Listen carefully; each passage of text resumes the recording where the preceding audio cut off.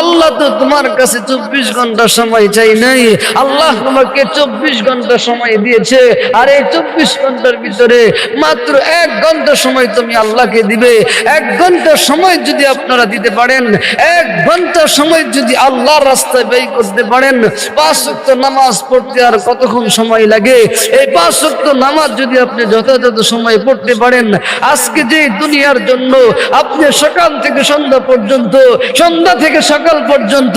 আপনি মেহনত করতেছেন, পরিশ্রম করতেছেন, মেহনত আর মেহনত, অক্লান্ত পরিশ্রম করতেছেন, চেষ্টা করতেছেন, তারপরও আপনার উদ্দেশ্য হাসিল হচ্ছে না, আপনার লক্ষ্যভেদ পর্যন্ত আপনি পৌঁছতে পারতেছেন না। আল্লাহর কসম খেয়ে বলি, খোদার কসম খেয়ে বলি, আল্লাহর নবীর শপথ নিয়ে বলি, আপনি 1 ঘন্টা সময় যদি আল্লাহর রাস্তায় ব্যয় করেন, 5 ওয়াক্ত নামাজ যদি আপনি যথাযথ সময়ে পড়েন, এই দুনিয়ার জমিনে আপনার যত হাজত আছে আল্লাহ রব্বুল আলামিন পুরা করে